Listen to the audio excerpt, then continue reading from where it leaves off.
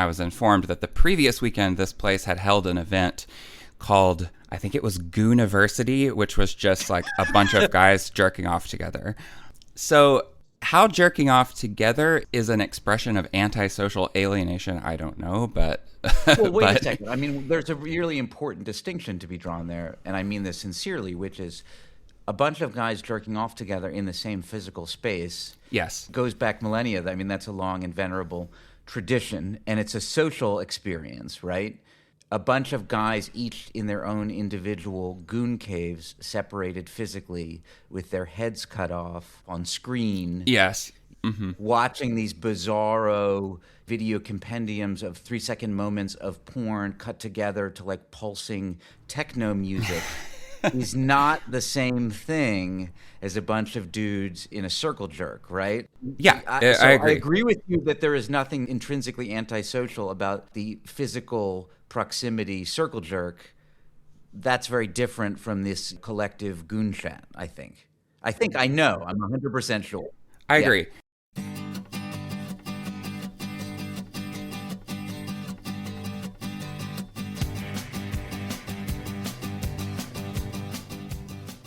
Hi, and welcome to Eminent Americans. I'm your host, Dan Oppenheimer, part-time fluffer of the contemporary American intellectual scene. My guest on the show today is a returning guest. It's David Sessions. David is a Boston-based freelance writer and the co-host, along with friend of the pod, Blake Smith, of the relatively new podcast and Substack newsletter Off Christopher Street, which is about the history and the present of gay male life and culture in America. I've been enjoying listening to it. I think it has maybe 6 or 7 episodes out now by the time this drops. David, Blake, and I actually we've already recorded a crossover episode of Off Christopher Street and Eminent Americans that focuses on their new endeavor. That should be out in the next month or 2 or 3 when David gets done editing it. But on this episode, we start with David's skepticism about what he sees as a moral panic around pornography and the effect that its ubiquity, its accessibility is ostensibly having on our culture and the kids. So we start there, but then we go out into a broader discussion about technology, moral panic, modern life, the hidden hand of Christian conservatism in a lot of these discussions around tech, these mainstream discussions. And one thing I want to say about the conversation is that there's a few key differences between David and me that I think structure it. One is our ages. David is 40, I'm 50, and though that's not a huge difference in ages in a certain sense, represents, just because this tech stuff is moving so fast, it ends up representing a pretty fundamentally different experience generationally for the two of us when it comes to internet and smartphones and social media, none of which I basically had growing up. I think a lot of that stuff hit for me around college and after, and then in my 20s, but all of which David got relatively early on. He's not a true digital native. He didn't grow up from day one with all of this stuff, but he got it when he was pretty young and not as yet formed. So that's one difference. Another is kids. I have 3 of them. David doesn't have any. So a lot of my thoughts about this topic are kind of shaped by my concerns about my kids and my experience of watching them interacting with these technologies. That's difference 2. And difference 3, I think, is our background. So I'm from a liberal, secular Jewish home in the Northeast where topics around sex were discussed pretty openly, and the pornography, for instance, certainly wasn't permitted or encouraged. It wasn't stigmatized either. And then I'm thinking back about how we talked or didn't talk about gay people, queer people, all those issues around non-normative sexuality. And I wouldn't say we were incredibly advanced in that respect, but nor were we incredibly retrograde. I guess we were probably ahead of the curve of media in America on those topics. But David grew up in what he describes, this is not my words, as a Christian-nationalist home, very conservative Christian home. He went to a Christian college. He married a good Christian woman. And it was only in his mid-30s that he came out as gay, though certainly from a relatively early age he knew, and maybe his parents knew, and certainly his wife knew, that he had sexual attraction to men as well as women, although, as he said, it turns out it was primarily men. So one consequence of that background for David is that he's unusually attuned to some of the ways that mainstream discourse around these issues like porn, smartphones, the internet, social media has been influenced by savvy right-wing Christian groups who recognized pretty early on that if they wanted to move mainstream politics and culture, they couldn't rely on maybe their real reasons, the real moral, religious, faith-based reasons for opposing these things. They had to find alternative rhetorical frames that weren't so aversive to the mainstream, to establishment media, and so on. So they didn't talk about sin and God and those words. I mean, they would talk about them from the pulpit, but when they were trying to influence the mainstream discourse, they would talk about things like public health harms or addiction or exploitation or objectification of women. They would even avail themselves of feminist framings that in other contexts they weren't particularly sympathetic to, but whatever they needed to do to move the discourse toward the ends that they wanted to move. So when David comes to these debates that are happening in kind of establishment, secular media spaces, discourse that a lot of us, that I might experience as happening in purely secular, scientific, non-religious political terms, he has an awareness of how they've often been subtly shaped by other motives. And then on top of that, he also has an experience as a gay man, as a gay man who came out pretty late, of living a pretty flourishing social life that has been enabled in all sorts of positive ways by the technologies that a concerned parent like me can easily fall into perceiving as exclusively pernicious. So I think that all structures the conversation. And then there's one last thing I want to bring up, which isn't a big topic of conversation between David and me, though it comes up a few times briefly, but I think it's important as context for this kind of broader conversation, is that so many of the discussions around the effects of technology on kids in particular, and this conversation very much suffers from this as well, is that there's a lack of real perspective on how it plays out, on how these things play out differently depending on the socioeconomic class, the culture of the kids in question who are being affected. And the problem is that nobody is really speaking for or from the perspective of the kids who aren't living with the kind of social and cultural capital that David and I both had growing up, albeit in very different forms. So we come from two-parent homes within relatively intact communities, relatively financially secure. There was a lot of parental investment in all of those things that we had that not every kid in America has. So David and I and my kids and his kids, if he has them, we just all raised with psychological protective factor layered on top of psychological protective factor. So when we worry about the effects of porn and smartphones and social media, I mean, our worry is real, but we're doing it from a place where it is filtered through all of these protections that our kids have. And what about the kids who don't have all of that? And how do we think about them? And how do we avoid the traps of condescension? So are we condescending to the parents who are raising these kids in worrying so much, in thinking that their kids are just purely at the mercy of the evil tech gods, that these parents, these loving, caring parents, aren't able to sufficiently protect and nurture them? Or alternatively, is the more problematic condescension that we're just ignoring them entirely when we have these discussions, that we're treating the situation of their kids as though they're equivalent to the situation of our kids? Is that the condescension? So I don't know the answer to that. David grew up in some ways closer to that than I did, maybe, but not really in that space, and certainly not now. So neither of us can answer it. I mean, we can't answer for them. And maybe here's the hardest thing, was I don't even know who I would turn to help me answer that question, because almost by definition, somebody who would be in view for me is somebody who, though they may have come from that space, almost certainly isn't living in it now, and their kids probably aren't living in it now either. So anyway, that's in the background of this conversation. It's not something we get into, but it felt important to me to mention it because I think it's kind of the missing piece of this conversation. So I hope you enjoy all of that. Two quick housekeeping notes before we get to the conversation. The first is I want to thank Josh Howard for manfully editing this episode, as he has the last few. The second note is that this is the last episode of what I will retrospectively refer to as the scrappy underground indie era of this podcast. Starting in a week or two, I'll be launching a partnership with ARC Magazine, which is published out of the John C. Danforth Center on Religion and Politics at WashU, Washington University in St. Louis. I will say a lot more and more formally about that when we officially launch. One thing I want to say now is that ARC's touch on the content and vibe of this show will be very, very light. Occasionally I'll have on a guest who is doing something for the magazine, so there'll be some crossover there. I think in every episode there'll be one or two brief promos for other ARC content, and then I hope to do some fun experiments in various ways that I just didn't have the bandwidth to do when it was just me and producer Robert on our own For the most part, though, we're going to persist as we have. I'm going to go on about my business as I've done for the last few years. I'll have on whoever I want. We'll talk about whatever I want, and I will swear whenever I fucking want to. So looking forward to that, to the next phase of the podcast, and looking forward to any feedback you might have on this episode with David Sessions. Peace.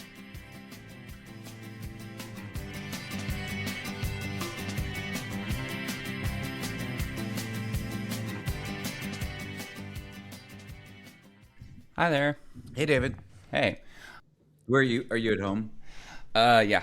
Where are you again? Are you in Boston? Yeah, I'm still in Boston.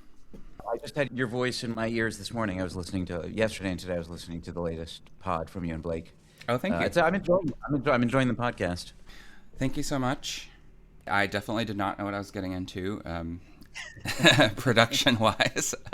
I actually want to talk about your podcast a little bit, but I want to talk about it on the show. So, let's just get going and we'll, whatever. Well, David Sessions, David, welcome back to Eminent Americans. You've already been anointed, I'm pretty sure, in a past episode, so I don't need to re-anoint you. Though from listening to your podcast with Blake, you might enjoy various forms of anointment and re-anointment. Sorry, I just got off this morning. I think the podcast ended with... What did you hear? Blake talking about huffing armpit hair or something like yes. that. Yeah, yes. It's just, my brain is in a certain place. This is apt to the topic of our conversation, which is about porn. I'm sure it'll branch off into all sorts of other things as well. But I think that was the impetus for it, which was maybe you were listening to Blake and I talking about porn, and then I think maybe you had or hadn't listened to my episode with Lillian Fishman with her essay in The Point on porn. And so that was it. I don't know if we have a kind of larger brief than that, but maybe I'll hand it over to you because I think you were the one who had the idea for the episode. I think you have more systematized, clarified thoughts on this necessarily than I do. So yeah, what are you thinking? What's on your brain? Well, the porn part is probably what I have the least formulated thoughts about. I've thought more, maybe, or written a little bit about the tech stuff and the social media discourse about, social media as a public health crisis, social media as the cause of all of these social problems. The porn discourse is like one subsection of that. So I was kind of thinking about all of that and like things that those narratives have in common. Yeah. This impetus to blame technology or blame platforms for these social behaviors that we are all suddenly worried about, and how much we should take those narratives seriously. Should we question them at all? Should we think more about the ways that people are presenting this stuff, whether they're talking about what teenagers do on social media or what the ways that people are watching porn or gooning, does that even exist? Or, is that... Part of me hopes that it doesn't exist, and then part of me hopes it does, just in this sort of carnivalesque aspect of it, the idea of all of these dudes on a group video chat with their faces cut off, competitively masturbating. The idea that exists in the world, there's a literary part of me that hopes that it does. I don't know how much graphic gay stuff I can talk about on your podcast. Oh my God, as much as you want. Okay. As much as you want. But this is a safe space for graphic gay stuff. I went out with friends in New York a couple weekends ago, and I was informed that the previous weekend this place had held an event called, I think it was Gooniversity, which was just like a bunch of guys jerking off together. How jerking off together is an expression of antisocial alienation, I don't know, but... Well, wait a second. There's a really important distinction to be drawn there, and I mean this sincerely, which is a bunch of guys jerking off together in the same physical space. Yes. Goes back millennia. That's a long and venerable tradition, and it's a social experience, right? A bunch of guys, each in their own individual goon caves, separated physically, with their heads cut off on screen. Yes. Watching these bizarro video compendiums of 3-second moments of porn cut together to like pulsing techno music is not the same thing as a bunch of dudes in a circle jerk, right? Yeah, I agree. I agree with you that there is nothing intrinsically antisocial about the physical proximity circle jerk. That's very different from this collective goon chat, I think. I know. I'm 100% sure. I agree. But I don't think that means that the gooning stuff is not a social experience. I think it's a different kind, or it's, qualitatively different, but I don't think it's like necessarily And I think it's notable that even in that Harper's article, which is what we're referring to, this all kind of always ultimately leads to doing it in person. So like even some of these guys who are doing it in this very mediated internet way, are eventually like doing meetups. And that has existed forever. Like we found some of that in Christopher Street, these gay guys talking about going to jerk off groups in the 70s or early 80s. There's been New York Times stories about it over the years. These masturbation clubs in American cities, they tend to be gay, but I don't think they're necessarily only. Well, it's interesting, the thought that popped in my head as you were talking about that is that probably for all sorts of kinds of subcultures, and particularly ones where there's a certain secretiveness intrinsic to it, they often start in a kind of anonymous or semi-anonymous letters to the editor to certain magazines, classified ads, things like that, right? And there's reasons for that. But like science fiction fandom began out of, I think, letters to the editor in various sci-fi pulp magazines, and then it evolved into actual social experience. So I take your point. Mm-hmm. Before we get too deep into it, one thing that occurred to me, not that I want to reduce your philosophical or political perspective to your biography, but I think it's relevant. Yeah, you have an interesting biography, and I'm thinking of this in two senses along two axes. One of which is, and we talked about this a little bit the last time you were on podcast, but I don't think we got too deep into it, which is your sort of political journey, which was you were in some very left-wing circles for a while. Maybe I'm getting this wrong. Maybe you started in kind of 2016 Bernie campaign stuff, and you haven't. It's not that you're not broadly speaking on the left anymore, but you have had some changes of heart about those. So there's been that sort of political journey, but then there's also been your personal journey, which is you were closeted for a long time. Correct me if I'm wrong. I'm just kind of piecing this together a lot from what you're doing. Great from Human Plate. Yeah. You were closeted for a long time, and you were married. I think you were married to a woman, and then at some point in your 20s, you realized you were gay. You came out. You got divorced. You started kind of stepping out into the gay world, and have had some really sort of transformative experiences, right? Yes. And experiences that I think have been enabled in some ways by some of these things that you're now motivated to some extent, but in a thoughtful way, to defend against what you perceive of as kind of moral panic or moral panic-esque critiques, right? So the internet and social media and porn and things like that, for you, have had some kind of at least pro-social redemptive value in a way that makes you at least somewhat skeptical of some of these attacks on them. Is that fair? I mean, can you nuance that? Yeah, that's you did great. The only thing I would correct is that, I came out in my 30s, not my 20s, and that was quite recent. That was in the last 5 years. So in a lot of ways, I've experienced some of the stuff as a fully formed adult, which I think is a distinctive way of interacting with it versus growing up with it or being, Yep. I think even coming out itself, I think like doing it as an adult is different than doing it when you're 18 or 22 and are figuring out everything else about the world.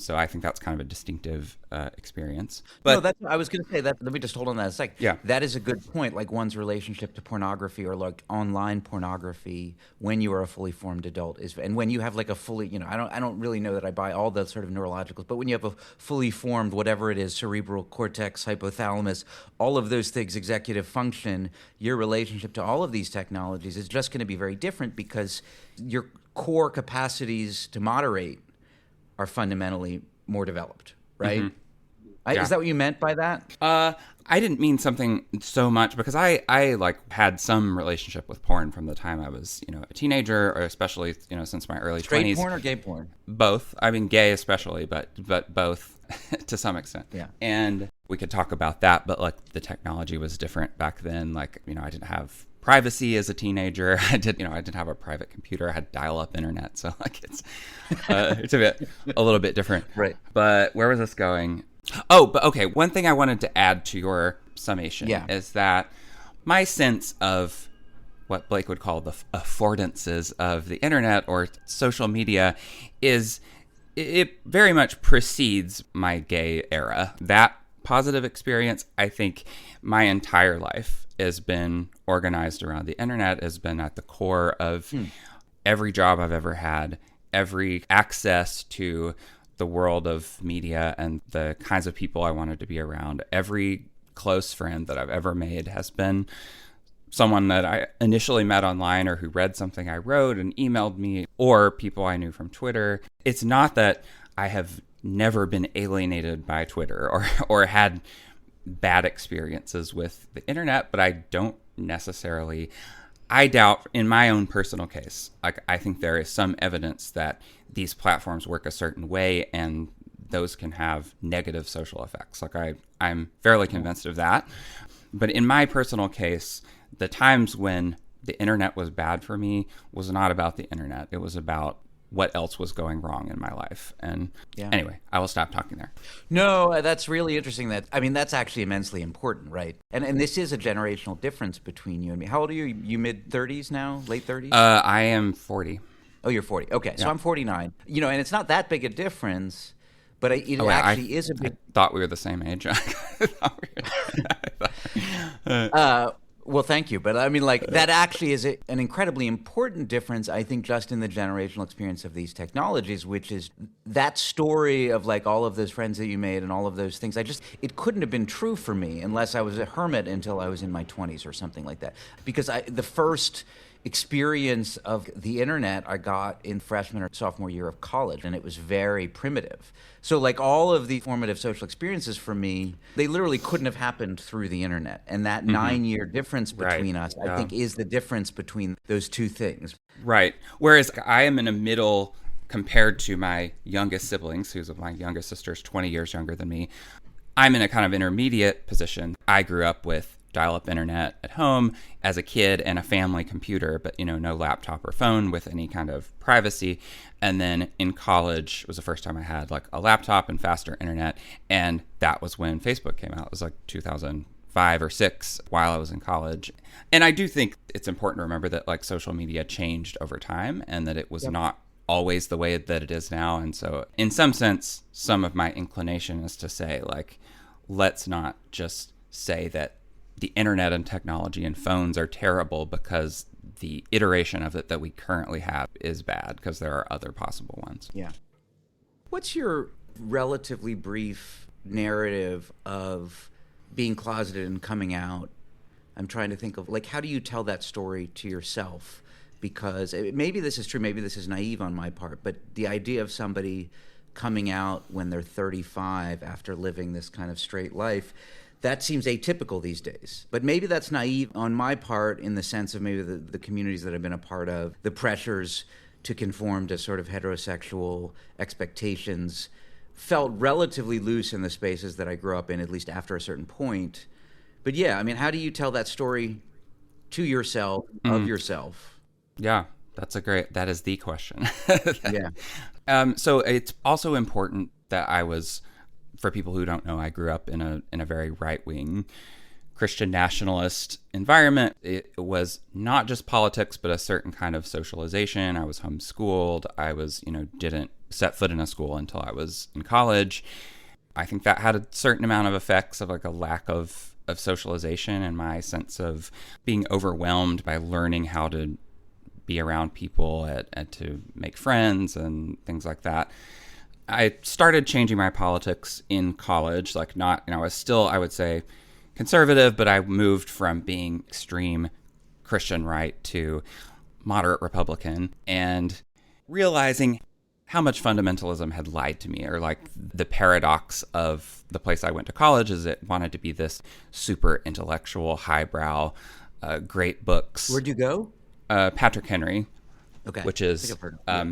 It's known for its association with, Republican politics and producing Supreme Court clerks, and, everybody's a debater and stuff like that. So this paradox of places like that, you could also say this about Hillsdale College, maybe, where it's this, I think Hillsdale is more actually intellectual, but anyway, that kind of life of the mind and academic rigor doesn't necessarily sit very well with dumb Republican politics. And so it with dumb, movement conservative or Christian right politics. And it creates this kind of crisis for a lot of people. So yes, I was struggling at the same time. I moved to New York after college and met my soon to be wife after that. And at that time I was kind of dealing with everything. New York is new. Working in the liberal media is new. Even being good at talking to people is kind of new. And kind of starting to lose my faith is new. Figuring out what I believe politically is new. And the gay thing was just one more thing that I just could not deal with. I think at the time, I thought I had to choose between, I had this very outmoded perception of what gay people and gay culture was like, these very prejudicial images of it, and that I thought I had to choose between that and my family. You know, even though I wasn't a conservative Christian anymore, you know, I wasn't even anti-gay necessarily politically, but I was just enough on the hinge where I hadn't really become a new person yet. You mean you saw the choice as like, if you went gay, you had to just like throw out the baby with the bathwater. You had to throw out everything prior to that, the relationships, the ways of understanding the world, the, you know, hopes for whatever it is, for family, for domesticity.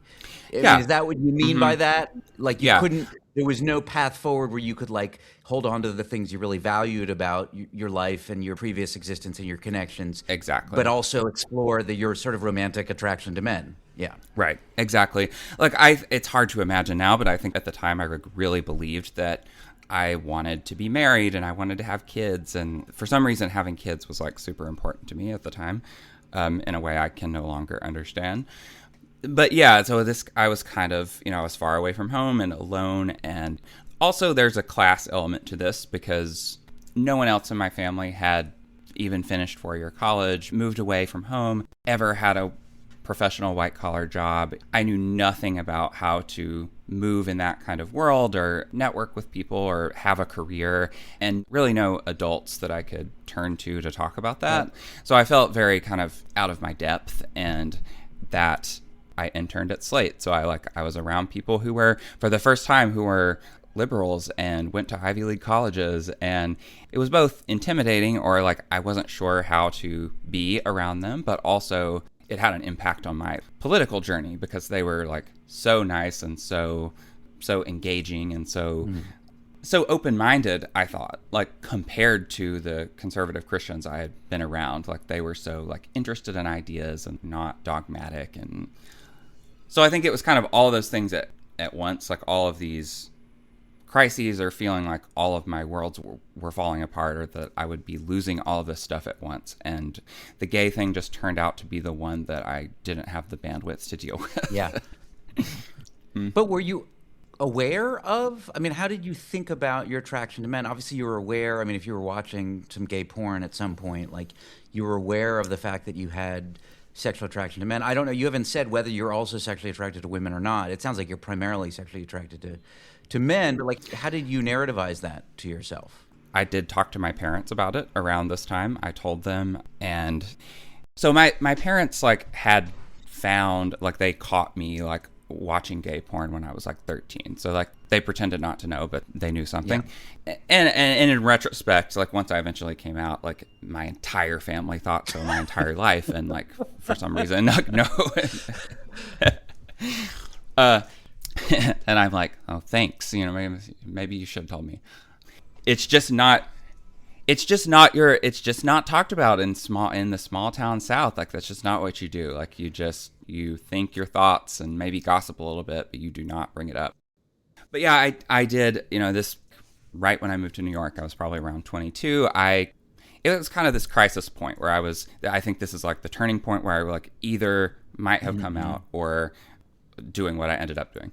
And so I did tell my parents, and they were gentle and like from a Christian perspective, because I framed it that way of it's a problem to overcome, or like, you know, that's something that I have struggled with, or, you know, that very evangelical way of thinking about it, which I guess is where I really still was at the time.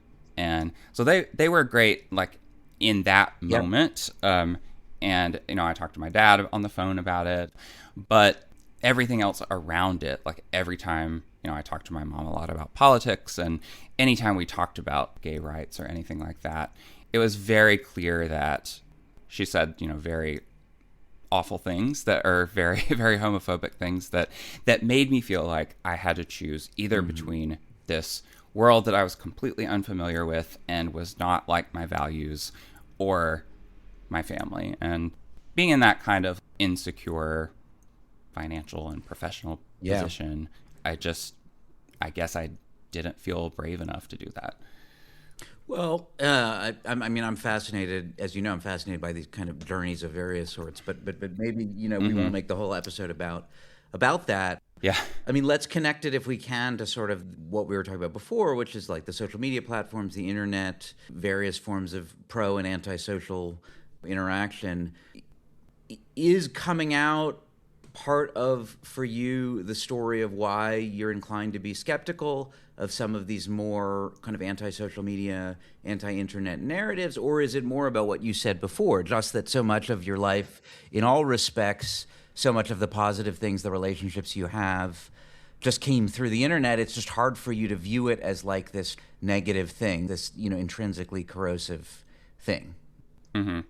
Yeah, I think it's both of those. I think it's certain parts of it is just some of the distinctive ways that gay men are, their relationship to sexuality, their relationship to porn, to each other, just much more chill about it, much more, it's more just, it's everywhere and omnipresent sexuality that just makes it not seem like such a big deal, or even makes things like, I am certainly not speaking for all gay people, but when straight people or like some random social media person is talking about being cheated on, or like they're dumping her boyfriend because he like followed a hot model on Instagram, I'm just like, what is wrong with you people? Like this is not, like, how is this, but yeah, so it's definitely that as well. Yeah. But also I think part of it is my background in the Christian right as well. Like, I grew up in a politics of anti-sex moral panic. Like, that was the core of the politics. And I wrote about, as a journalist, I covered the religious right. Like, that was one of my first beats that I actually reported on.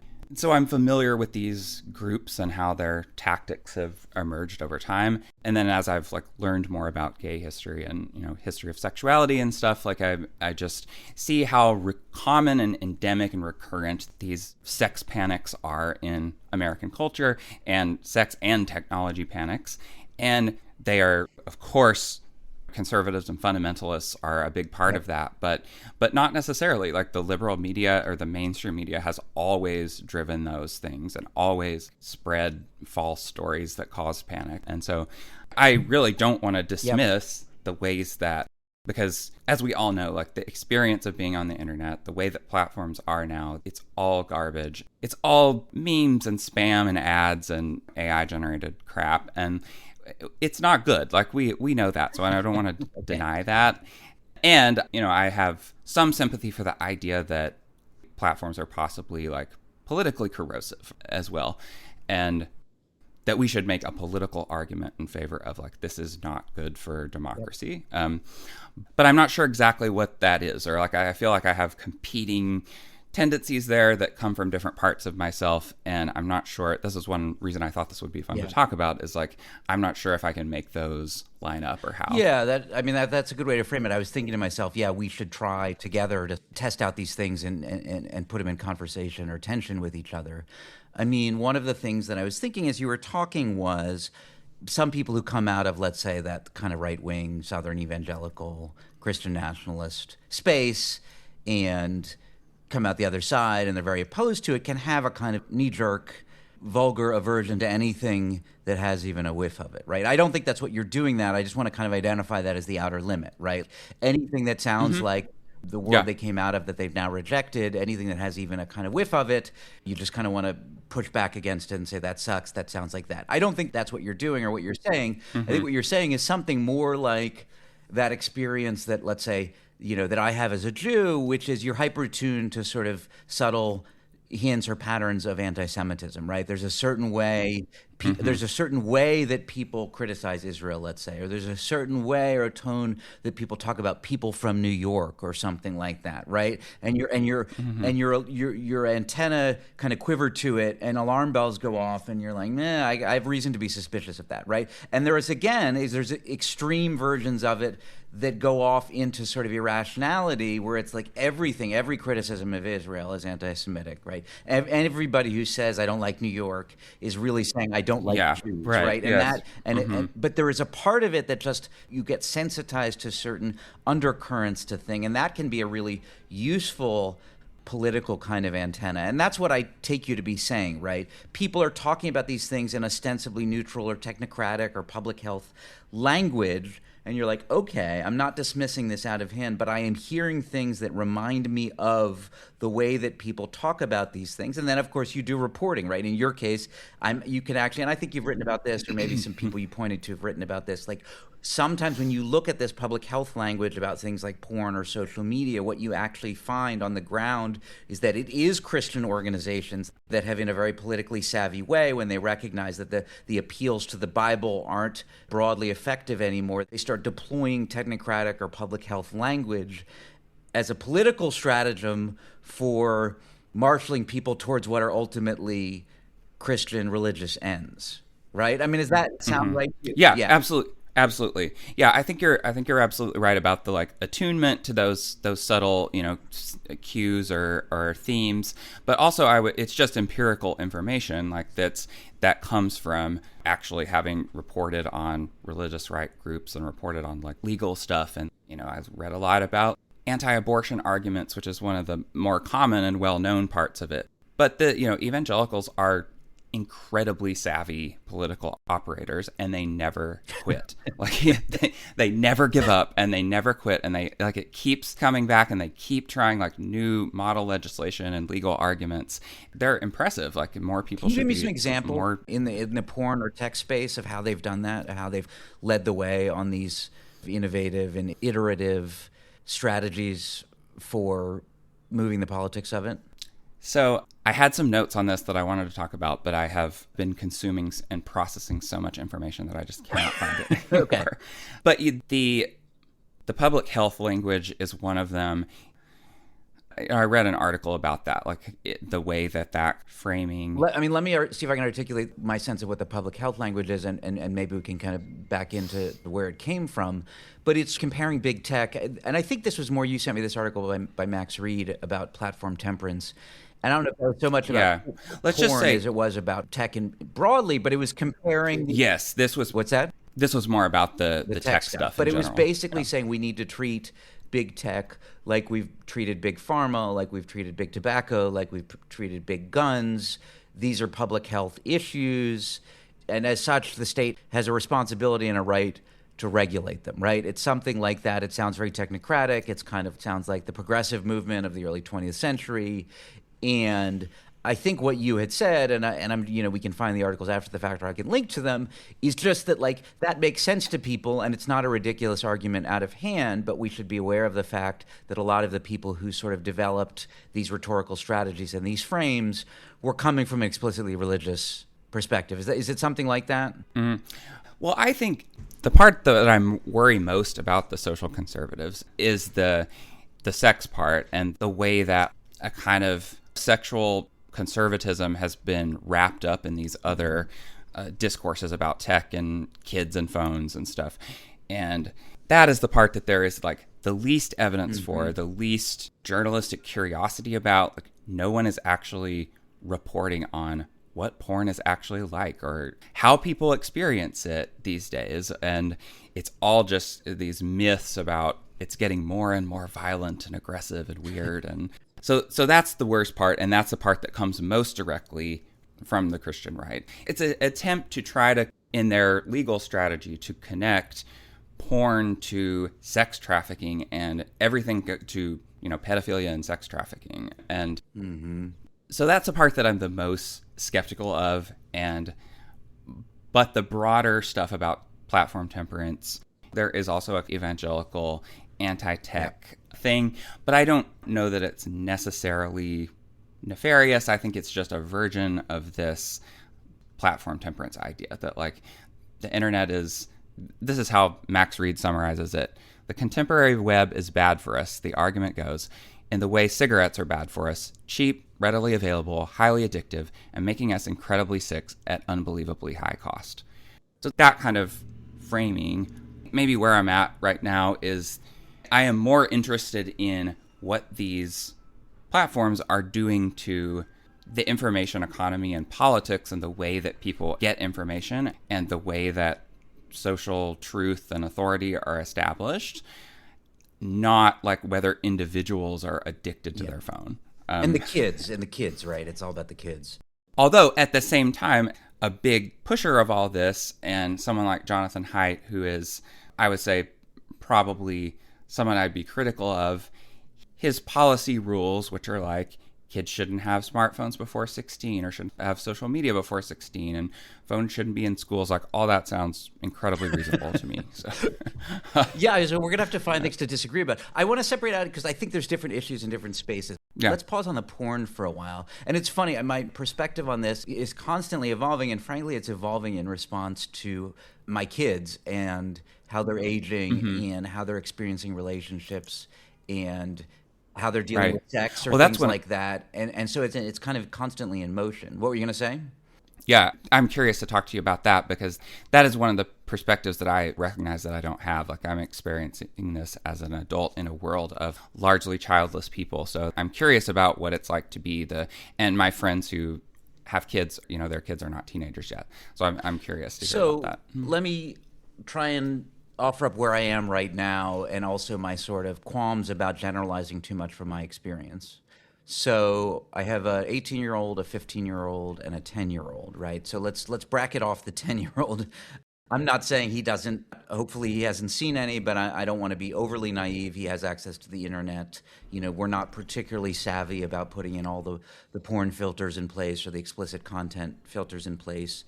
I have been gradually reassured when it comes to my kids that they seem to be capable in the way, I was going to say in the way that I was, but actually more capable than I was for a variety of reasons, to have good romantic relationships with other people. So my 18-year-old has had a really serious boyfriend, had a semi-serious boyfriend, and then had a really serious boyfriend for about a year and a half. She's now in college. I am super impressed with her capacity to have what seemed to be like intimate. And I'm not talking about intimate in the sexual way. Like I know she's having sex, but like I don't know what her sexual life is. I just look at how she has related to her boyfriends, and it seems really good. It felt normal. It's better than I was. I think it's better than my wife was. Like I was gonna say, we've done a really good job. I'm not worried about it. I don't think she was not ruined by porn. I'm sure she's seen it. I'm sure her boyfriends have seen it.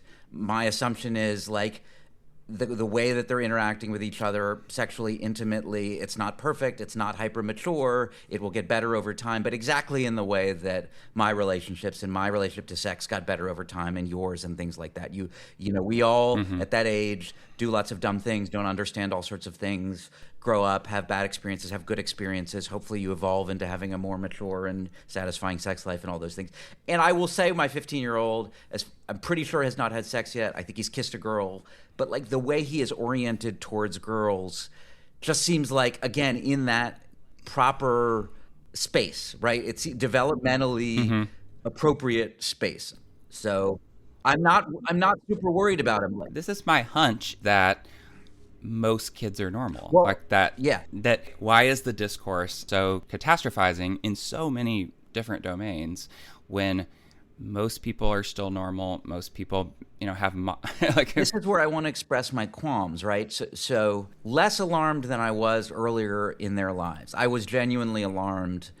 Not sufficiently alarmed to actually do something about it. Let's be clear, like to actually figure out the tech in a way that I could actually put real limitations on it.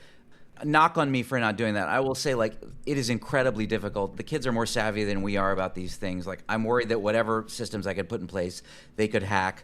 But I didn't even make a good college try, right? So here's my qualms and let's talk about that, like the class issues of this. Here are my qualms is my kids have every fucking advantage in the world. They are coming from this upper middle class, hyper-educated space. Putting the education part of it aside, like, my wife and I are really good parents. Like, we're not perfect parents, but we are child-centric parents. We are giving them a lot of attention. We were very attuned when they were young to try and establish an environment in which they could develop secure attachments. Right, like they had every social advantage. They had rich kind of social worlds beyond that. They had connected relationships to their extended family. It was important to us that they have connections to other adults who could provide mature influences on them. It wasn't a closed psychological system. It was an open psychological system. We were very attuned to the dangers of technology and how they could isolate kids. So we had all sorts of ways of encouraging them to have real social relationships out in the world. They had all of these advantages, and I think one of the dangers of some of the discourse around these things, or sounds so many of these things, is we're generalizing, we being the people in the media who have a platform and have a voice, we are generalizing about things based on our own experiences and our own capacities to manage the complexities of modernity and technology and things like that. And I think there is evidence, talk about Jonathan Haidt, like there is evidence that the greatest ill effects of technology are on the most vulnerable kids. The kids who are just totally zoned out on technology 8 hours a day, who have no limitations, are kids coming from poor backgrounds, are coming from single-parent homes, they're coming from less educated homes. And so on the one hand, I don't want to condescend to those people, and I don't want to assume that because they don't have the advantages that I have or that my kids have, that they're incapable of like developing sophisticated relationships to these technologies. On the other hand, I would be cognizant of the fact that there is evidence that these things play out in the most dysfunctional ways with the people who have the fewest layers of advantage when it comes to these things. And I imagine in your case, the way you describe it, it was kind of a mix of these things. On the one hand, you weren't coming from an educated background. On the other hand, you were coming from a background with, it sounds like, you were homeschooled. I mean, even more investment in certain ways into providing a kind of like psychologically protective, resilience factors and things like that. So I don't know how to think about that. I just want to be very attuned to the fact that generalizing from my experience, and maybe in a way from your experience, even though it wasn't educated and sophisticated in certain ways, it sounds like there were a lot of protective factors in place when it came to your emotional and psychological development. Yeah. Yes. I was very, my parents were very involved and like present and thoughtful about the way that I grew up, for sure. So the worry is not, what I'm saying is like the worry is not maybe as I'm trying to develop a more sophisticated relationship to it, I'm not sure the worry is that porn is going to deform the sexuality of the kids who are growing up in the environment my kids are growing up in, or maybe necessarily the environment that, if you had kids, if you had kids and had stayed in that fold and had been straight and stayed conservative, that they would have grown up in that environment either. But there are kids who are just like the ones who are most exposed to all the social dysfunctions. You have to get into the micro slicing, right? Like we know, for instance, that in Hispanic homes, particularly where recent immigrant homes, a lot of those protective factors are in place, right? There's a lot of rich family life, rich extended families, a lot of two-parent homes, a lot of fairly religious. Those are not the most vulnerable spaces either. We know what the most vulnerable spaces are, whether it's broken homes in like opioid-afflicted Appalachia, or it's inner-city African-American homes or things like that. Like we know the people who just are like most likely to be addicted, most likely to go to jail, most likely to not have, when they grow up, secure employment. We need to separate out who we're worried about with these things. And I just don't know the effect that porn is having in those spaces relative to the effect it's having in the spaces where there's a lot more protective factors when it comes to emotional and psychological development. That's a good point. I sort of feel like if that many people, like if people as different as us and like any different communities we can bring up are all exceptional somehow, and we're only talking about some couple of underclass populations, then maybe we're well, okay, but actually, is it just maybe we're getting too narrow? But well, I don't know. It's also maybe middle class suburbia. It's de-churched middle class suburbia or something like that, or even church, but in a kind of thin mega church, kind of not fully immersive environment, or just middle class, lower middle class, suburb, exurb. It's the kids who are just like, they're coming home and they're just on tech from like when they get home from school at 4 p.m. till they go to bed at 11 But that is I was just reading this interview that Derek Thompson did with Ryan Burge, who's a political scientist that I really like, who studies, religion and American like religious participation. And so I read both of those guys. So like them together was interesting. And he was talking about this, like he is a Christian, like a religious, believer, but that aside, and regardless of what you believe, like looking at church attendance as a sociological phenomenon and how it's connected to other things, social connection and life outcomes and education and income and all of those things. And he was like, it's an indicator of a social problem that people don't go to church, or certain kinds of or classes of people don't go to church, because it just indicates that they have all these other problems as well. And so like I wonder if that's the way to think about this. What you're describing there, if we're talking about certain populations that have these broader issues, the reason that kids like that are on their phone however many hours a day it's because a social problem already exists. It's not because there's a tobacco-like tech app, addicting them to it. No, that's a really good point. Sorry, go ahead. Which is not to say that there's nothing wrong with the tech app, but I think it's a different way of framing it. Let me push back a little bit and agree a little bit. On the porn thing, I'm inclined to agree with you, right? So when you just zero in and say, oh, they're like watching porn, they have unrealistic expectations of, what sex is like, and all of the worst case scenarios, they're watching this really extreme stuff. Like, I am mostly inclined to agree with you. Like, I don't think porn per se is the problem. It's downstream of these other problems. I think where I'm inclined to push back, or at least push back and see if we can have constructive disagreement, is I do actually think technology writ large, and I just think, phones and social media are just the latest in a narrative that probably begins in a really profound way with TV. I do think that is a kind of independent causal factor in the sort of fraying of social bonds. So I don't think to zero in on one of them and say, oh, we're addicted, or, oh, this is corroding everything, is often the most useful conceptual frame through which to understand these things. It does seem intuitively obvious to me that all of us over time are spending more and more time with these technologies that tend to detach us from social connections and sort of fray social communal bonds in all sorts of ways, that then makes all of us, but particularly certain groups of people, more vulnerable to whatever, watching too much TV, spending too much time on social media, watching too much porn, watching the wrong kinds of porn, just not, and also maybe more importantly. Or we could just say that regardless of what it is, regardless of what the content is, it is an isolated experience versus a potential communal one. Yes. That seems to me the basic, when we're talking about these social ills, the basic dynamic that I think is really powerful. And I think, to your point earlier, maybe separate that out from the ways that social media affects political discourse, right? But to focus on like just our social, emotional, psychological experience of being in the world, yes, I think technology has been profoundly important and probably in a lot of ways corrosive of just living in the social world, being socially connected, and all of those things. I can't dismiss that. Right. So, that appeals to me more as a framing. I think Matt Iglesias has a post like this, or even Derek Thompson's story in the Atlantic. Not an actual loneliness epidemic that implies like involuntary loneliness, but a choice to self-isolate, a choice to prefer the comforts of home and your entertainment and a life that is optimized to your own pleasure and entertainment over social activities that might have more. You might not be in control. You might be a little bit uncomfortable. You might not like everyone who's there. That, I think, is what you're talking about. Like, that starts with like people staying at home to watch TV. It has only become more intense. And I completely agree. Like, there's no way that is not connected to just the broader ways that our society has changed. Like, I honestly don't know.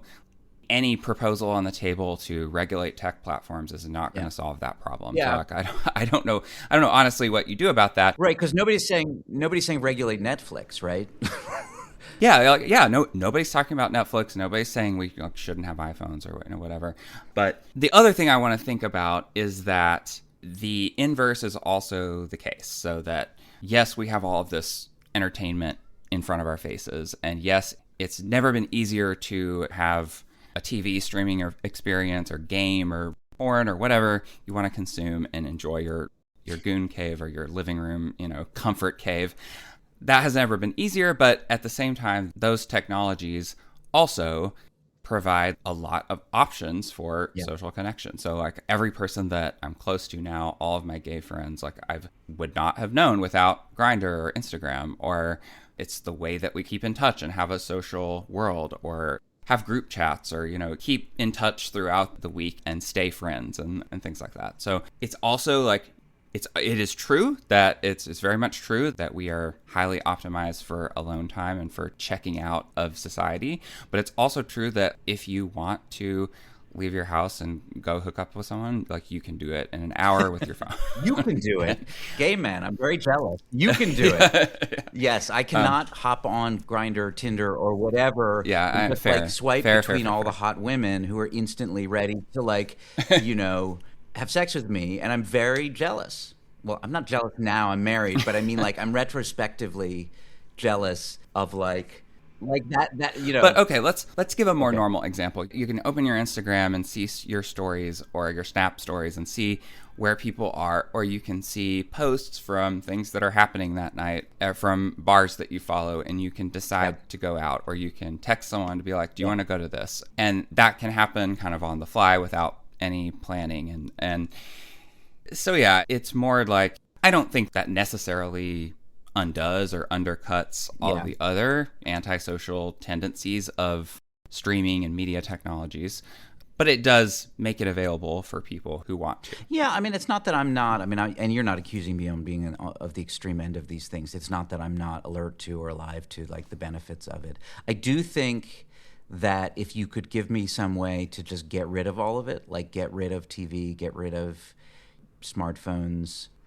I might do it. I don't know. I'd have to think about it. I mean, that would be a very complicated question. You'd have to figure out what are all the criteria and, like, what else do you have to get rid of and all of these things. My instinct is that the internet has not been of net benefit to humanity, but I'm open to being wrong about that. I mean, you'd really have to play out that argument and think about what all the benefits have been and weigh them against the deficit. So I say that, and I say net benefits, net costs. That's including in the calculation that there have been plenty of net benefits. It's just saying that I feel like I worry. My gut is that the costs outweigh the benefits. Well, let me ask you about this one. This is one part of, like, internet alienation that I think I can, like, identify with. And this is in the realm of things we probably can't do anything about, but it's still interesting to think about. You know, so even as, you know, as I've said, my relationship with the internet is mostly positive, or it's been a positive force in my life. I love my phone. I love my iPad. I love waking up and reading stuff. And I love being connected to so many people who write things that I want to read and stuff like that. However, I had been thinking this for a long time, and then Ezra Klein had a great episode with the writer Catherine Schultz where they talked about the peculiar sort of anxiety that comes from a mismatch of scale between what we know about and what we have, like, instant access to and knowledge of, the map of the world in terms of what information we have, versus our very small, circumscribed, localized agency, and the particular kind of anxiety that causes. So, like, his example was at my kid's soccer game, and it's a moment where I should be present and enjoying the people around me and being there for my kid, and I, you know, get a notification about, you know, some terrible news that happens that I can't do anything about. And that is something that I feel like, this kind of crushing awareness of every detail of everything bad that's happening in the world that I have absolutely no power to do anything about. And I wonder if that is, and part of that story is also the hollowing out of everything in between that.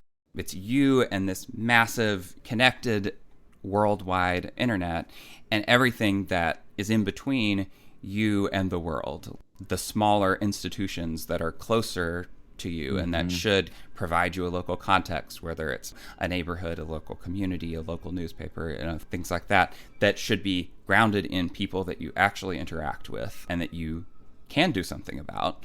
As those have disappeared as well, it leaves us with nothing but these, like, ourselves as an individual or this massive global hive mind, which I think is exactly what people like Hannah Arendt and Daniel Bell meant by mass society back in the day. Like, I don't think that was the case then, but I think it may be the case now. Yeah, I was going to say, I thought you were going to make an argument that I was inclined to disagree with, but that all sounds horrifically accurate.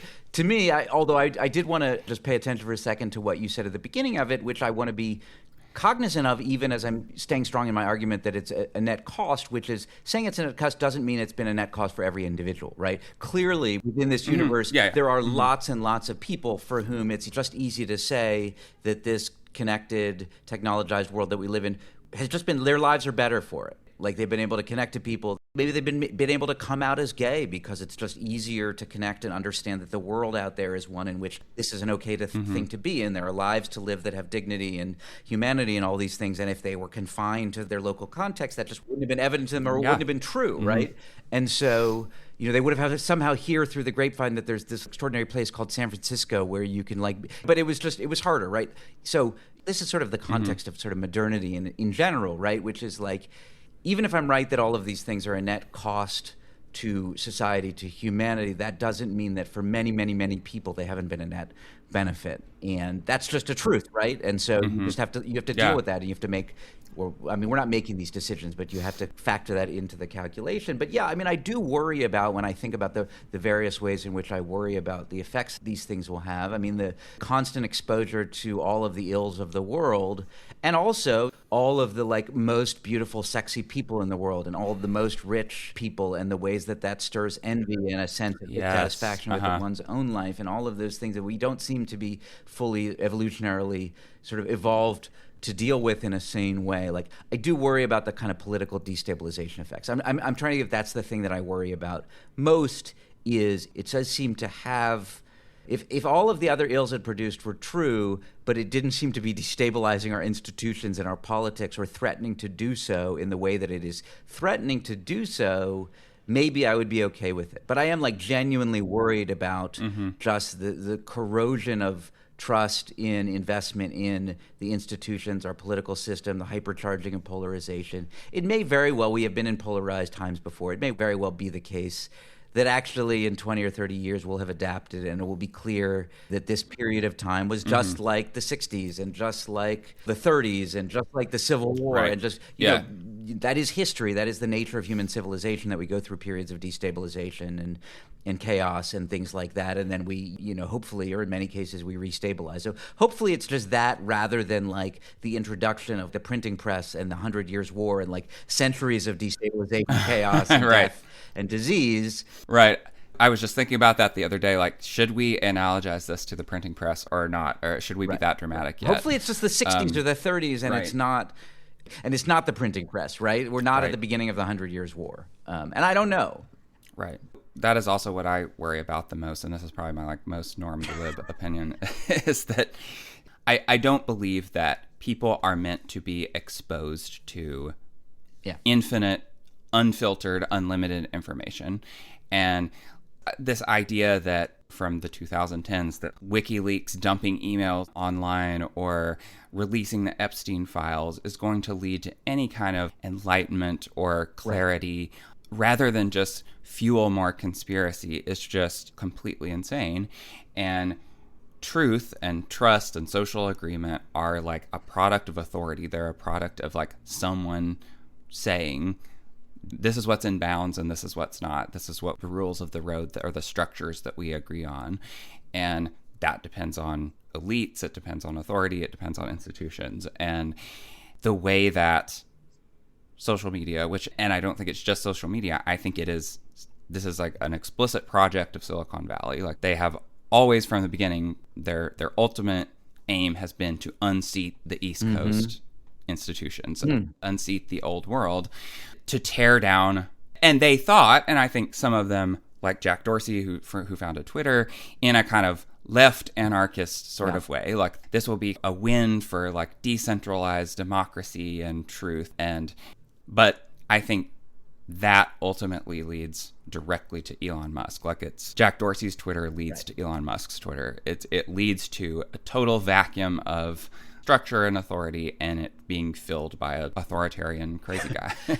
And I don't know what you do about that, but I think that is much more I'm kind of okay with platform temperance in the sense that maybe it works that we just stigmatize these tech companies and social media and the crap that they currently produce and the way that they're forcing that on us as much as possible, and make everyone hate them and think they're bad, or think that phones and social media are bad for you. Maybe that's on balance a good thing if people feel a little bit guilty about scrolling on their phone and at least try not to do it. Maybe that's good. But I also wonder if, to me personally, I think the thing that has the strongest evidence and is the most persuasive to me is these platforms have like seized a part of the public commons and the public information infrastructure that they have no right to, that the political community should have to give, they should have to earn the right to, or that the political community should have the authority to structure or revoke if they don't handle it in a responsible way. Like, so people have hated the media for decades. And one of the biggest common low information voter thing to believe about the media is that it's divisive, that it's like intentionally divisive and sensationalist, which, you know, maybe not wrong. And we have to remember that like all of these like attention logics have always been part of the media, that, you know, they're not entirely new. So I wonder if it's something like that. We can say Facebook is bad because it is making money off of dividing people. It has designed a technology that gives Facebook more money when people are divided and argue and hate each other. And that's not what any of us want. Why would we let this happen? Right. To me, that's more persuasive than Facebook is trying to addict you to, like it's addicting you to cigarettes. But maybe I'm making like too fine of a distinction. Maybe just stigmatizing them in general is maybe a good thing. Well, it's funny. I'm not sure which rhetoric is more moral panicky. I guess I'm with you in the sense, like, I don't know that we need to get into a public health frame. I mean, if somebody can get some traction out of it, fine. Like, it seems to me, I would just like moralize it exactly like you're saying. You know, like, that's over sophisticated. It seems like they're making money off of our misery. We are a democracy. We have the right to institute reasonable regulations, respectful of constitutional liberties, what we can. We have a whole set of rules about what we can and can't regulate, and we'll go through the courts and things like that. But it seems reasonable for us to say, you know, and the schools are the easiest case because those have never been spaces of like unlimited freedom, or those have never been, I don't even think most libertarians think that they should be like unregulated spaces, right? If it seems to us that having phones in schools is bad for the environment for kids, then let's get phones out of schools. And we can moralize that, and we can, you know, I mean, and sometimes you moralize things and it's beyond what the evidence produces, but that's politics, right? And this is always messy. I mean, I was going to say, you said you're somewhat critical of Jonathan Haidt, and I don't know what the specifics of your criticism are. I will say, broadly speaking, I think of Haidt as a real, fairly heroic figure in this space of just being like beating the drum, like, there's more and more evidence that having phones in schools are bad. Let's get rid of them. Let's regulate them. Like, I don't think there's anything unconstitutional or excessively civil libertarian about doing this. There's no good reason for kids to have phones in school. Let's get them out. You know, and I would extend that too. And although I would say that my fear, or maybe my cynical take on that, is like, I completely agree, it's a totally reasonable policy. But perhaps one of the reasons that all of the focus is on kids and what kids are doing is because they aren't political subjects and they can't fight back. And that's the easy thing to focus on, as opposed to regulating tech platforms in some broader way is hard, or people don't think it's possible. No, I mean, that's a fair point, although it's no case against doing that, right? You're just saying like in the broader political ecosystem, there is a kind of low-hanging fruit element of that. But I would say, just because this is a hobby horse of mine at the moment, I would go beyond phones and just say, like, it was a big mistake to introduce as much tech into schools as they did. Like, kids don't need laptops in school. Kids don't need to spend 4 hours on screen. They don't need to come home and do their homework on computers. What that does is it disempowers parents, because we can't tell kids not to be on their computers because they'll just say they're doing their homework, and sometimes they're doing their homework but they're flipping between 4 tabs, and like there's just no evidence at this point that introducing that amount of technology into schools has had any educational benefit. So let's just get it out, right? And it's not saving money. Tim Wu has it in his book, and he's one of these people. He's one of these like tech regulator peoples. But in his book, The Attention Merchants, he talks about, like, I think at the very beginning, about the ways that schools have just invited advertising in on screens in the hallway, or like all over the place, as a response to the lack of funding and stuff. And so, like, the problem with schools and tech is not just kids won't get off their phones. Schools have made this environment. They have, this is just another exertion of tech and ed tech and advertising tech control over things that they shouldn't have control Yeah, over. I mean, I think that's true. Like, I'm not that conspiratorial about it. I think there were understandable reasons why schools wanted to not be behind, and there were all these issues about, like, the supposed or the worry about the digital divide, and the lower income kids won't learn how to use these technologies, and there was all sorts of utopian promises. And there have always been utopian promises about how technology is going to help educate people en masse. They've always failed, right? Like, we just know this.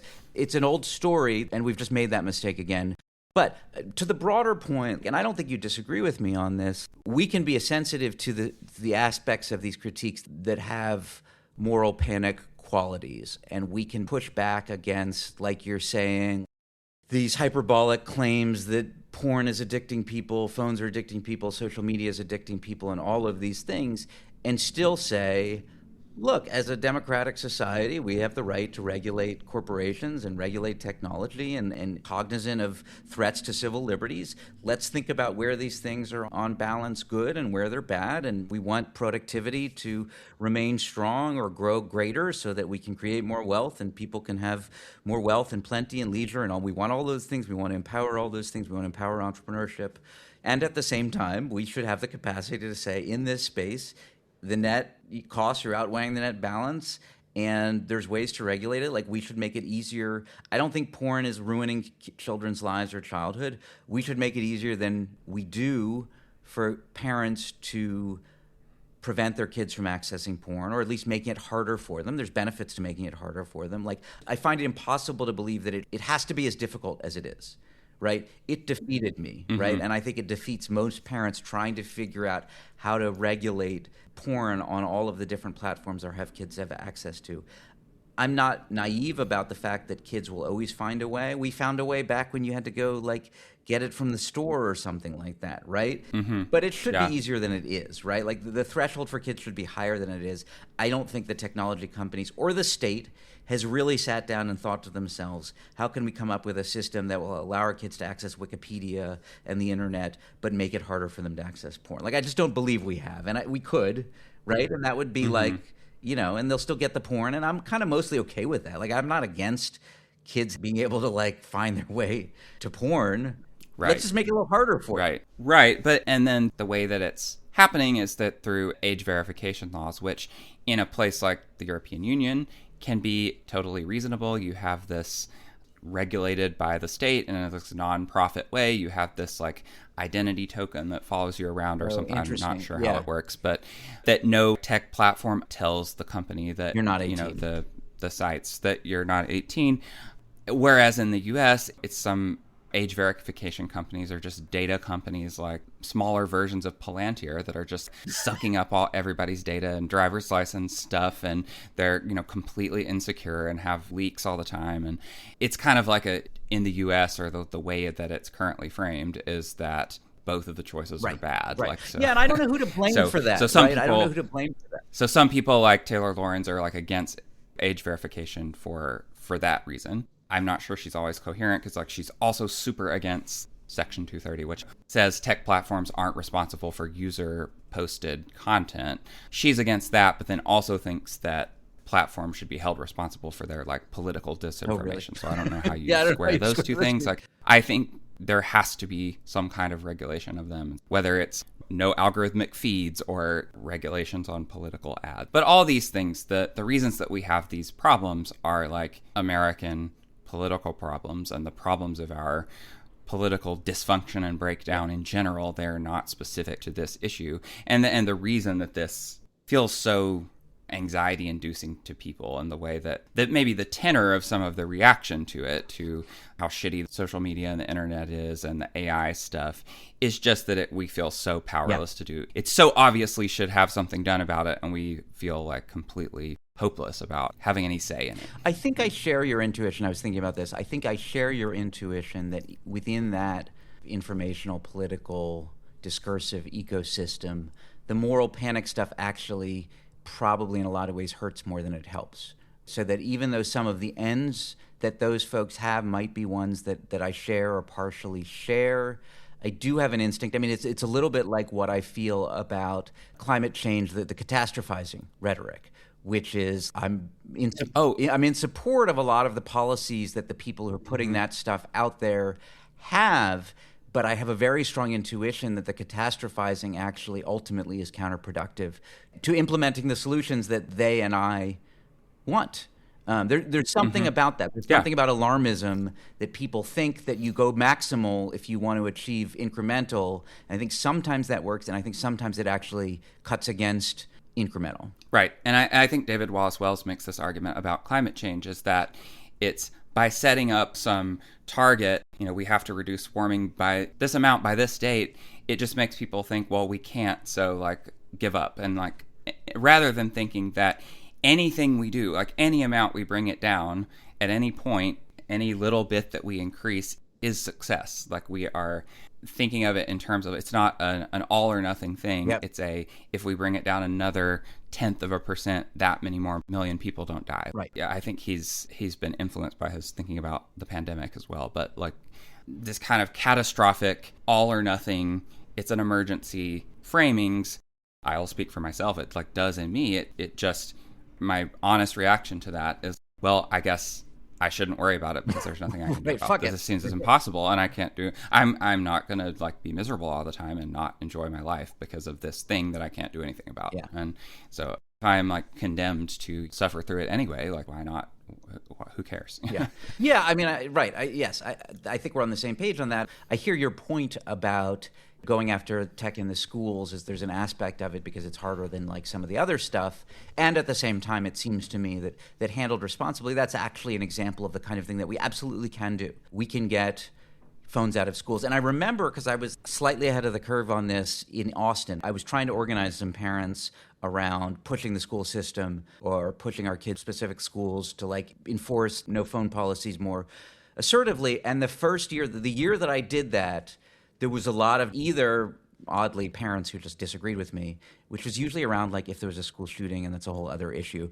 But there was also just a sense of helplessness. Well, this will never change. And then literally within a year or two, it felt like the whole tide had turned nationally on phones in schools, right? And I think the momentum at this point is towards more and more strict bans on phones in schools. I think there's still work to do, but it's sometimes we actually can do things. And to show that we can get the phones out of school, then that's well, let's get the computers out of school. Maybe we can do that. And also some wins can build a sense of efficacy. We need a win, even a small win. We can build a sense of efficacy, certainly in the creation of movements, and this is a whole other thing. But if you read about how activist movements and change movements, reform movements achieve success, there is an element of having to sort of achieve small wins, build a sense of efficacy, and then that can build towards bigger wins. I don't have a sense of, you started talking about kind of algorithmic regulation. I mean, then you get into really complicated stuff that I haven't thought through particularly, like how to actually mitigate the ways in which some of these technologies maybe distort our political discourse. I don't have a lot of thoughts on that. I think I feel somewhat helpless in that space. But maybe there's things that can be done. I guess we'd have to go back to that question we have of what is the core problem and would it actually be addressing it? What is the thing that these platforms or these companies are doing that's most corrosive of the things that we care about the most? And what is the point of intervention? And even if we're thinking incrementally, we want to think about, well, what is the incremental point of intervention that is pointing us towards the ultimate goal that we want to have, right? In the climate space, at this point, fortuitously, I don't want to be Pollyannish about it, now we have solar has achieved these extraordinary gains in efficiency. We can envision an economy that is actually sustainable, right? And that's mitigating climate change. It's an enormous lift to get there, but at least we can see where we want to get in a sort of technological, economic, infrastructural way. I don't know what that is in terms of just the social world and political world and technology. I don't even know where we want to get. Yeah. Do you? I mean, do you have a vision? So I have some inclinations or some intimations. So one book I think people should read, if they're interested in this, but read critically is, I think it is Max Fisher, who's a New York Times reporter.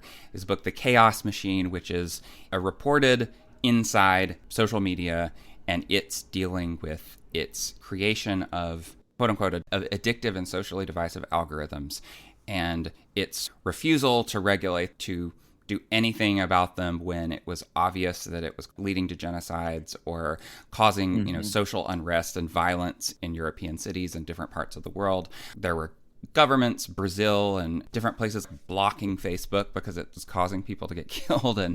And there's some great stuff in there with, researchers who, some of whom like left YouTube in protest and then like continued to study it, who did the kind of research that I think is useful, where they like actually measured YouTube algorithms. Even the companies themselves don't know how the algorithm works. Like they don't fully know. Yeah. So you can't know what the algorithm exactly is doing, but you can kind of track what paths it leads you down. There's a bunch of studies of YouTube like this where they followed the path and made clusters of the kind of videos it recommends and just how fast it goes from mainstream center-right newspaper to conspiracy, like within 2 videos. And like there's just no doubt that causes... There's a chapter about the Syrian immigrant crisis in Germany, when Germany welcomed in 1 million Syrian immigrants, and how the backlash to it organized in Facebook, and it was all around conspiracies about what these immigrants were doing. It was all made up, and they compared like towns that had Facebook groups with towns that didn't, and the difference in violence and stuff. The reason I think people should be critical is because it also has all this evolutionary psychology brain research about how like this hijacks our like impulses to social conflict. Whenever any of these books go neuro, we should always be deeply skeptical. Yes. Yeah. So I think some of that is like really tendentious, and that kind of research anyway is just like incredibly speculative and flimsy to begin with. So I think it leans a little too hard on like Facebook has learned how to hijack your brain and they're turning it into a... So I think that's a little bit overblown, but I think some of the empirical demonstration of the political effects is real, and I think it's like insane that governments are not doing more about it. And I was going to say my little bit of imagination about how we might do this better is if we were in the New Deal era, the federal government would, like, I've always thought that like there should be a government-run streaming platform that is just maybe Zoran could do something like this. It's like technologically amazing. It's better and easier to use than Amazon or any of the other than anything else, and it has no ads on it, and everyone loves it just because it has everything in one place and there's no ads, and it's like a great user experience. Well, wait, what's the content? Well, the content is the same. Well, but you're not saying it's in our constitutional system. We can't outlaw Netflix. I mean, it would have to be. You're talking about like the. Oh, I see. Somebody have to. Are you talking about like the BBC, or are you talking about what? I was thinking more of a platform as opposed to one that makes original content. But where I was really going with this is that there should be a government-run social media platform that like undoes, that doesn't have some of these incentives, that is rigorously discourse policed, or it has like very strong, community standards, and disinformation is filtered out. And the state is very explicit about how that's done and aware that not everybody's going to agree about this, but we want to be very clear about how this works so people don't think it's conspiratorial. Right. If it was good and such a clear contrast to all the commercial ones, maybe people would use that. Because I think that I would love that. I think there are good versions of social media that are more minimal and not so buzzing and overflowing with crap, that could be community building, just a normal part of democratic life. And that's interesting. I haven't thought about that. I mean, it's like, I'm trying to think of the analog. Is it Wikipedia? Is it NPR? Is it PBS? It's not as though none of those things have come under fire with accusations of political bias, but the fact of the matter is they do kind of remain relatively trusted institutions, and you could imagine, or BBC, again, like you can imagine a state-run platform of one kind or another, because they exist, that have been unifying or trust-building institutions. Obviously, there'd be so many kinks to work out in terms of what it would be in terms of social media platform. That's really interesting.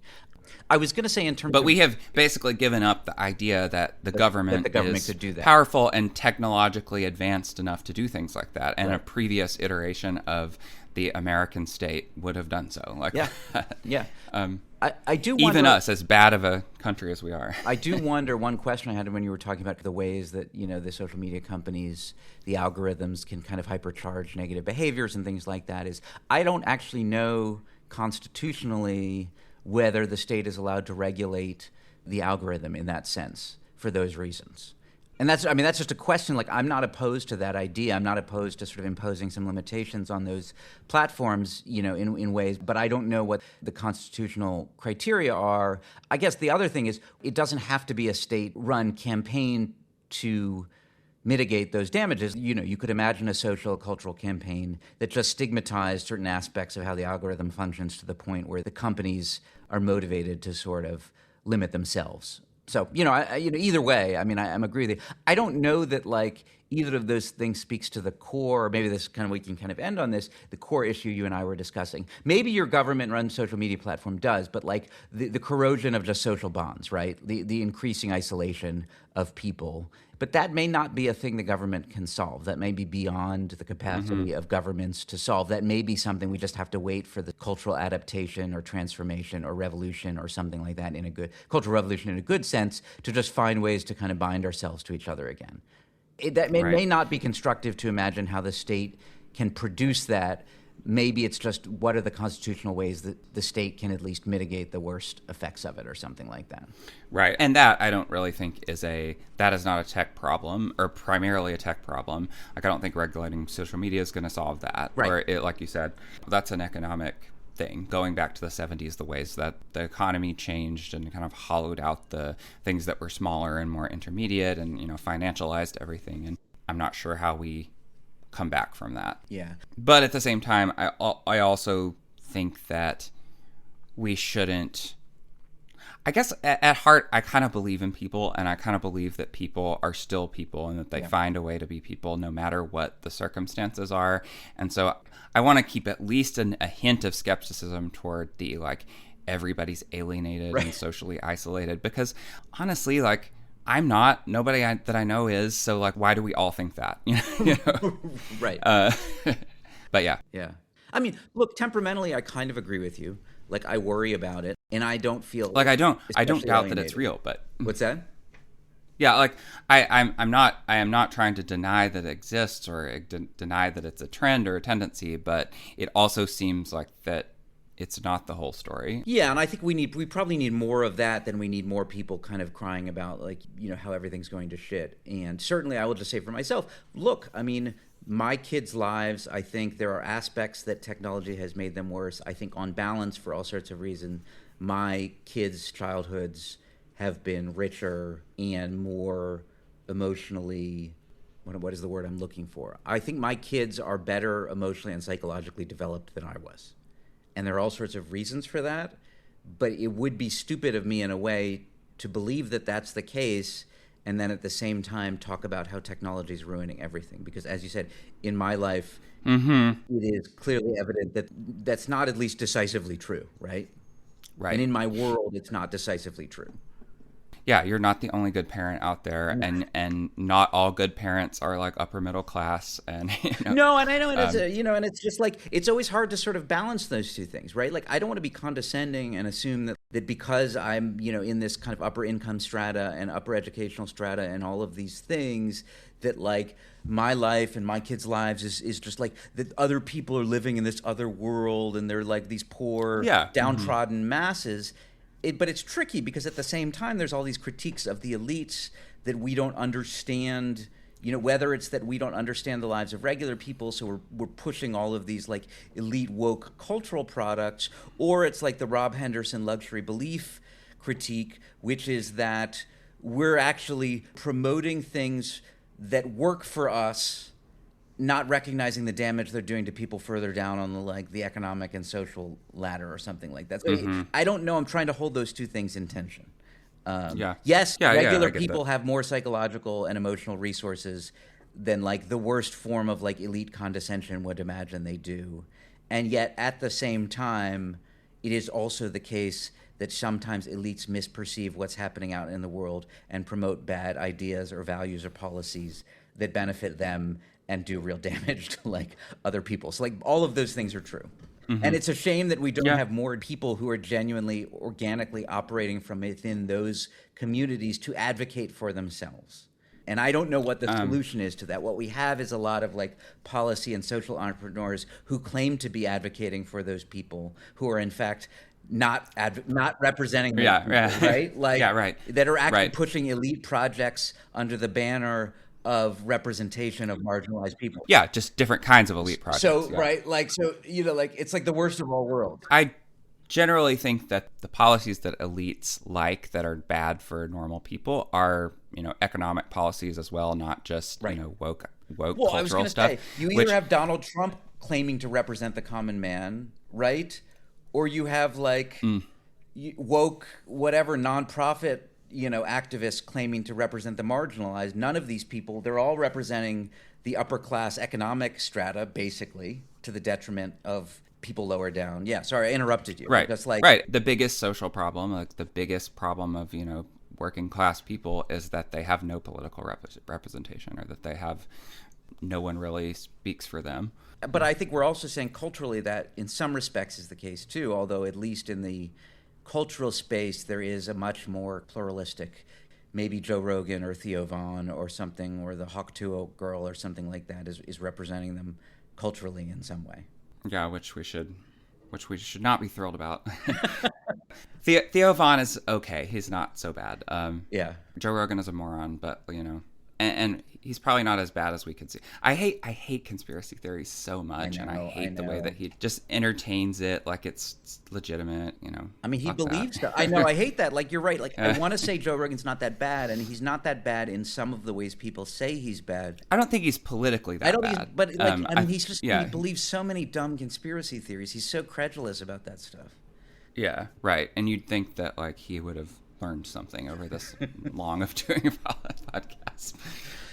All right. Well, I mean, I said, like, I want to end on Hawk Tuo. We didn't even get to talk about your podcast with Blake, which I'm really enjoying. I have one question for you on that before we go, and maybe Sure. on another thing I'll have both of you guys on, and we'll just talk about Off Christopher Street. But I had this intuition. I was like enjoying listening to it, and I was like, it should be the case. This is the question, whether it is the case. I will say my intuition is that it isn't.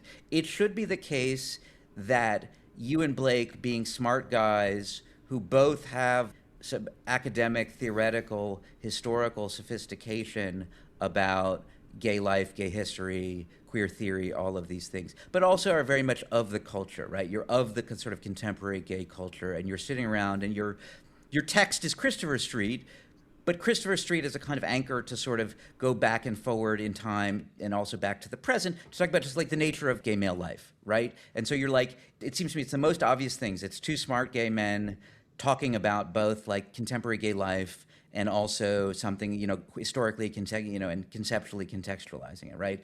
Mm-hmm. There should be 20 good podcasts in that space. As far as I know, there's one, and it's called Off Christopher Street, and it's had like 4 episodes. But is that right, or am I just not clued into the good ones? I agree. I don't think that, I'm not saying there's no good gay podcasts, but as far as I know, like nobody's doing that kind of thing. And I'm not sure why. I think that maybe one of the problems is that we're in this post-identity phase where people are not sure. There are lots of individuals who are interested in Christopher Street. Like lots of people, just normal people, like collect it, and buy the issues online. And like it still has like a following, lots of, academic gay guys are, interested in this stuff. But everybody's kind of scattered. There's not really a one space where people can have these conversations. I think people are not even sure that there is a gay male identity anymore, or there should be, or that what it would be for, because it's not clearly attached to any kind of politics in the way that it was when it first arose. So I think we have this weird situation where we have some gay thought or, queer thought in academia that's like highly abstracted. Yeah. It's very distant from gay life as it's actually lived. It not guaranteed that it's even about gay men at all. And then we have the abundant gay retarded pop culture stuff, and which that's fine. Pop culture's fine. Like it's fine. I'm sure there are podcasts that are fun that I like don't even know about, but there's nothing in between those. There's no kind of the way we think about. You're saying there's not a sort of podcast out there that's like 2 or 3 gay guys, smart gay guys who read the New Yorker and like at least have a master's degree, but also are like tuned into pop culture, doing the kind of analysis you guys are doing, as far as you know. Yeah, I mean, maybe I will find out that I'm wrong about that. But yeah, like the way we think of Christopher Street is like some of those writers had quite fancy educations. and they read Proust and wrote serious literature and things like that. But Christopher Street made them like wear that very lightly. Like they approached gay culture with this more playful spirit, or even as journalists and doing journalistic work. I would say there's no real place for a gay male conversation at all. Yeah. And certainly not one that's pitched at that level. I just say it's so infuriating in a sense, and I hope you guys, and I don't know how much traction you're getting or what your, how much your subscriber base is growing, but like I hope it's enough for you to keep going, because it's absurd, right? Like it seems like it should be so obvious that there should be a podcast like that in this space, and it's weird that there's not, and it's stupid that like whatever, some magazine should snap you up, and it doesn't have to be a gay magazine, it should be the New Yorker or the New York Times or whatever. Like it seems self-evident to me. It's not that there's an audience of millions, but like, is there an audience of 50,000? Surely there is, right? Or 100,000 or something like that. Yeah, maybe. I'd be thrilled with 10,000 right now. But no, I mean, it's just like I don't know if Christopher Street ever had more than like 5,000 to 10,000 subscribers. Like it was. Oh, really? Yeah. Well, whatever. It's 10,000, but kind of elite. You guys are engaged in an elite endeavor. It's weird that like the podcast space on the one hand is so saturated, and then on the other hand, they're like vast realms where like nothing's happening. Yeah. Right? It's crazy the idea that you and Blake are the ones like, hey, we should do like a smart podcast about gay male life. And then like it took the two of you to do that? Like that's absurd. You should be competing against 50 such podcasts. Right. But anyway, great job. Yeah. Right. Well, it was a compromise. Like, I would love to like edit the, new Christopher Street actual magazine, but it's a compromise both with our bandwidth and with the direction of media, and where hopefully people might find it. And we just need to do videos and like do TikTok clips, and then maybe we'll find an audience. Yeah. Well, anyway, I'll have you guys on at some later point to talk about it, maybe after you're that would be fun. 10 or 15 episodes in or something, and there's more of a record for us to kind of play around with. But I have listened all the way through to all, how many, 3 episodes out, maybe 3 or 4? Three. Yeah. Cool. Well, I'm enjoying it. David, thanks. Thank you so much. Yeah, I mean, I'll try and, I don't know when I'll edit this together. I just lost my editor, so I have to figure out what my next plan is. But anyway, we'll get it out there soon, and fortunately, it's not particularly time-bound. But yeah, anyway. Yeah, this is really fun. I'm glad we got to chat by ourselves. Yep. Finally. Me too. All right. Well, we should both get back to work, probably. We both have real jobs. Right? Yeah. Oh, for sure. All right. See you, David. All right. Have a good one. You too. Bye. Bye. This has been another episode of Eminent Americans. Big thanks to Josh Howard for editing this episode of the podcast. Thanks to Alec Owensworth, legendary frontman of Clap Your Hands Say Yeah, for letting us use his music for our intro and outro. If you've enjoyed the show, which I imagine you have if you made it this far, please rate us and comment on your podcast platform of choice. And if you want to connect with me personally for whatever reason, you can get me at djops@gmail.com, djopps@gmail.com. I promise to respond in a relatively timely fashion as long as you are relatively civil in your communique. As the great Bill and Ted once said, be excellent to each other. Peace.